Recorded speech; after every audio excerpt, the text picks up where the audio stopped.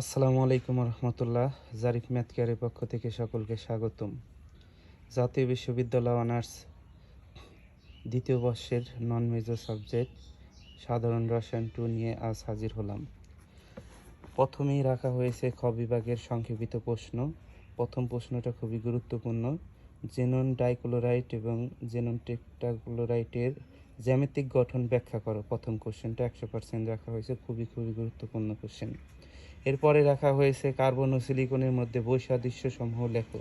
এটাও খুবই গুরুত্বপূর্ণ প্রশ্ন। তৃতীয় নম্বরটা রাখা হয়েছে হীরক বিদ্যুৎ পরিবহন করে না, কিন্তু গ্রাফাইট বিদ্যুৎ পরিবহন করে, ব্যাখ্যা করো। এটাও গুরুত্বপূর্ণ। 4 নম্বরটা আছে হ্যালোজেনের অসামঞ্জস্য বিক্রিয়া ব্যাখ্যা করো। এটাও অনেক গুরুত্বপূর্ণ। 5 নম্বর কোশ্চেনটা রাখা হয়েছে অবস্থান্তর মৌলগুলো রঙিন যৌগ গঠন করে কেন, ব্যাখ্যা করো। এটা 100% গুরুত্ব দিয়ে পড়তে হবে সবার। 6 নম্বরটা আছে এন্ট্রপি কি, দেখাও যে এন্ট্রপি একটি অবস্থা অপেক্ষক। এটাও 100% দেওয়া হয়েছে। 7 নম্বর কোশ্চেনটা রাখা হয়েছে প্রশমন তাপ কি, তীব্র অ্যাসিড ও তীব্র ক্ষারের প্রশমন তাপ সমান 57.34 কেজি মোল, ব্যাখ্যা করো। এটাও 99% রাখা হয়েছে।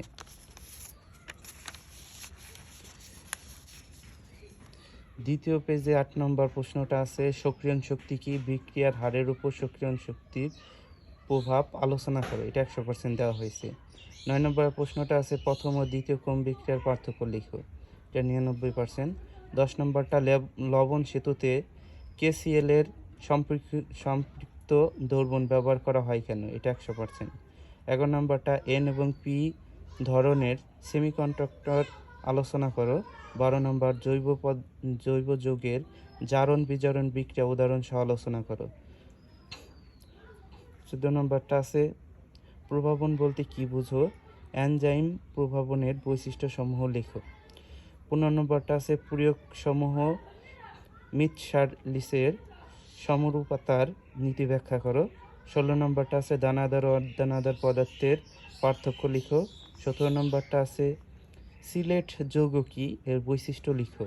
18 নম্বরটা আছে জটিল যৌগের মূর্খ যোজনী ও গৌণ যোজনী বলতে কি বুঝো। এরপরে আমরা চলে যাব 3 নম্বর পাতায়।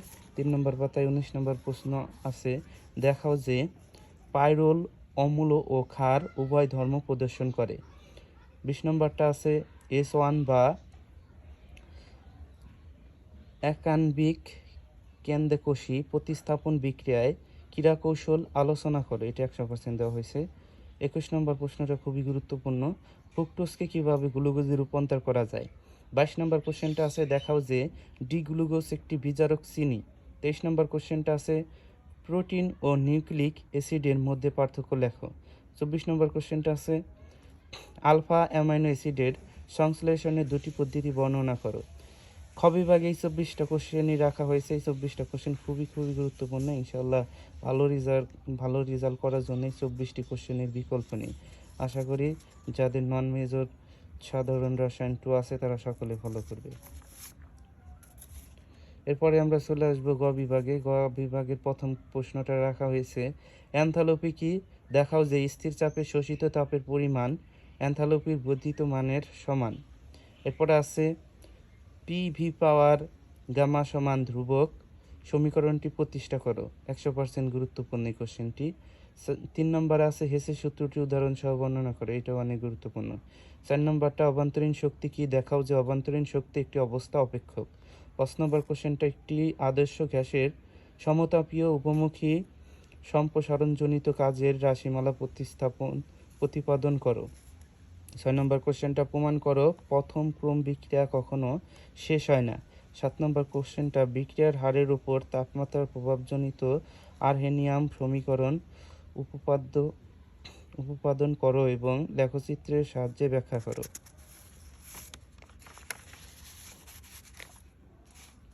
5 নম্বর পেজে আছে ধাতু ক্ষয় একটি রাসায়নিক প্রক্রিয়া আলোচনা করো।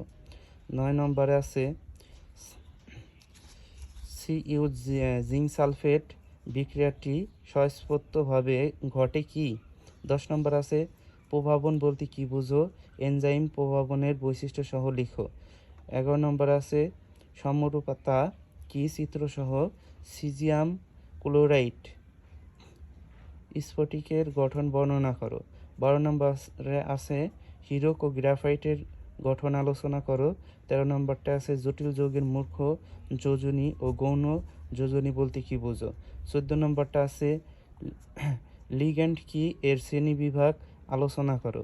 15 নম্বরটা আছে E1 বিক্রিয়ায় কৌশল লিখো।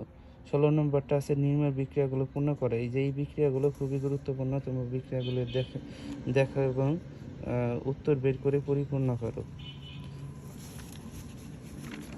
এরপরে আছে 17 নম্বর প্রসারণ কি গ্লুকোজের চারিত্রিক কাঠামো প্রতিষ্ঠা করো। 18 নম্বর গ্লুকোজ কিভাবে ফ্রুক্টোজে রূপান্তর করবে ব্যাখ্যা করো, 100% গুরুত্বপূর্ণ। 19 নম্বর প্রোটিনের শ্রেণীবিভাগ আলোচনা করো। 20 নম্বর অ্যামিনো অ্যাসিড কি এসেনশিয়াল ও নন এসেনশিয়াল অ্যামিনো অ্যাসিড সম্পর্কে আলোচনা করো। 22 নম্বরে টিকা লেখা খুবই গুরুত্বপূর্ণ। ক নম্বরটা পলিমারকরণের মাত্রা, খ নম্বরটা গৌণ কোষ ও জটিল গৌণ, আর গ নম্বরটা নাইলন 66।